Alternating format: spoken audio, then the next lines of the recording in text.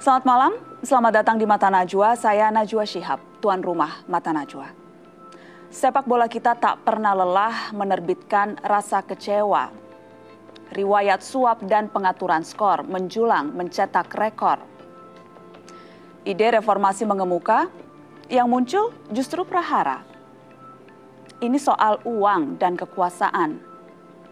Perputaran fulus haram yang dibiarkan dan bahkan dipelihara. Inilah Mata Najwa, mafia bola. Di PSSI itu yang terlibat hampir semua ya, biasa dari wasit, dari pemain, pengurus juga mungkin ada. Kita punya planning pada suatu pertandingan kita harus menang, maka kita harus melihat wasit mana yang bisa kita dekati. Itu di antara angka 15 sampai dengan 30. Dia adalah tokoh, memang di lingkungan kita dia bukan seorang pengurus PSSI, tapi dia juga bukan pengurus klub. Tapi wasit yang ada di Indonesia semua kenal siapa dia, agen pemain. Dia bisa masuk langsung ke perangkap pertandingan untuk membelokkan arah angin itu untuk memenangkan tim B. Kalau pemain itu biasanya mereka tahu bermain dengan kita dan dia pasti langsung ngomongin saya atau manajer bahwa saya siap bermain untuk membantu tim Bapak. Dalam angka adil itu biasanya kita melakukan perjanjian. Mereka harus melakukan apa sebagai tanda bahwa mereka sudah deal. Ya mungkin pada saat masuk lapangan kaos kakinya diturunin, atau pada saat mulai dia lompat 3 kali. Ada pemain kita seorang penjaga gawang itu sengaja, Mbak. Kami tahu karena dia pakai sarung tangan itu tidak full. Jadi sarung tangan itu bolong 1, Mbak. Bolong 1, jadi dari 5 sarung tangan hanya masuk 4. Jadi otomatis dia tidak bisa menangkap bola. Lebih kurang sekitar 15-20 juta. Karena setelah pertandingan itu saya tahu dia langsung beli kendaraan gitu. Kalau tahu menawar pasti bisa, Mbak. Bisa kita tawar. Tapi dengan komitmen ya kita harus punya kedekatan dengan orang-orang tertentu di PSSI, khususnya di Komdis atau di Komisi Banding PSSI. Pemirsa, itulah sebuah testimoni dari mantan pengurus klub Persitara Jakarta Utara, Rinaldi. Suap dalam mengatur hasil pertandingan, memilih wasit, bahkan tawar-menawar sanksi.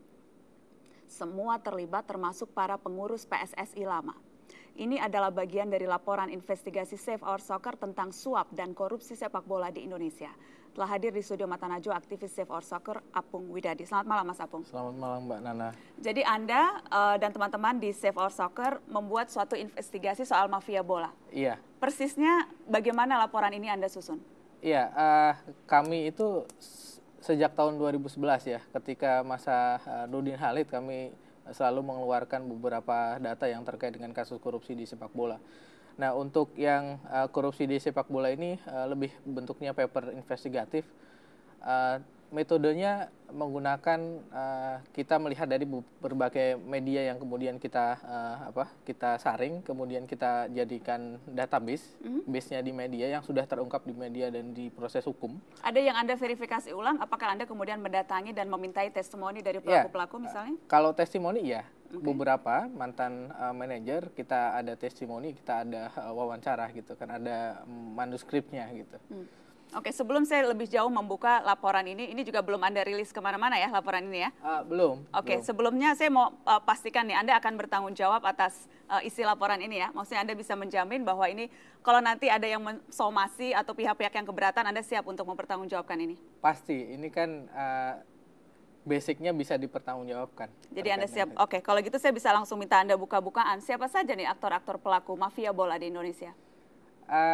Periodisasinya berubah ya, tahun 80 gitu kan, itu pemain dan wasit yang kemudian menjadi aktor mafia di sepak bola gitu kan, penerima dan pemberi suap gitu kan.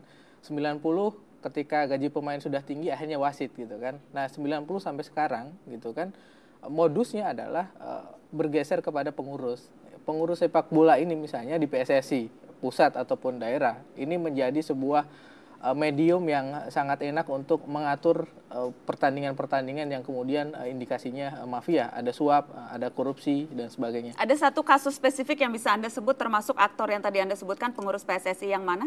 Iya, yang kalau sudah muncul di media gitu kan dan kemudian prosesnya sudah ada, PMJ Medan Jaya yang pernah diungkap di media dan akhirnya proses hukumnya di Komdis gitu kan, dan selesai itu sudah ada. Dan namanya Anda tidak keberatan Anda sebut lagi di sini?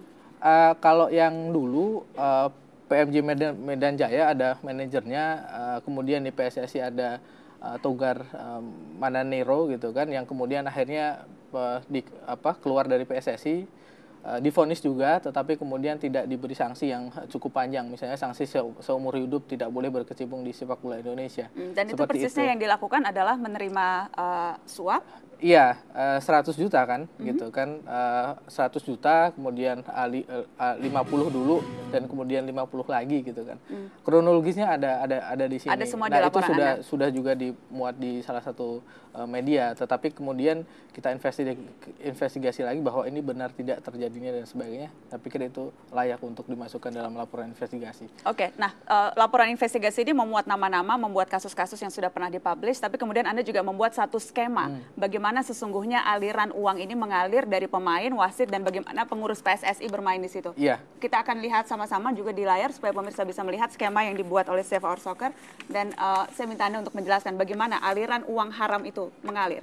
Ya, ini kan sebuah, ya kalau boleh dikatakan ini kan sebuah oligarki ya, oligarki di sepak bola yang dan kenapa APBD itu bisa dibajak, karena relasi politik antara penguasa elit di daerah, kepala daerah, dan kemudian pengusaha di sektor bola, dia tidak mendapatkan banyak uang, tidak mendapatkan banyak investor, akhirnya mengkooptasi membajak APBD untuk kepentingan sepak bola.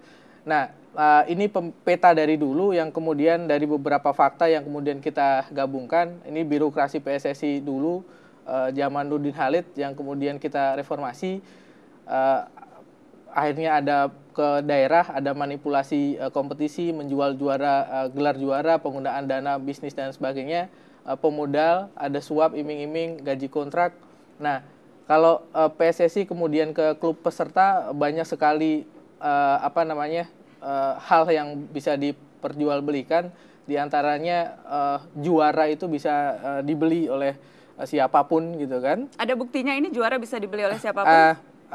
Momentumnya nanti bisa dijelaskan ketika memang di beberapa testimoni ada gitu kan. Tetapi yang menarik adalah kalau kita merelasikan antara juara liga pada saat itu dengan momentum pilkada di salah satu daerah. Relasinya hampir sama. Nah, ternyata di beberapa manajer mengatakan bahwa memang seperti itu faktanya gitu. Saya harus break, nanti kita akan lanjutkan dan kita akan bicara spesifik, termasuk saya ingin tahu birokrasi PSSI dan bagaimana jalurnya.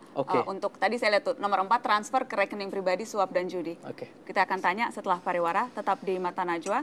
Setelah pariwara berikut kami akan kembali masih dengan Mafia Bola, dan pemirsa sudah bersiap juga di studio Mata Najwa 3 narasumber, Roy Suryo dan juga Johar Arifin Lanyala Mantili. Setelah pariwara berikut kami akan kembali.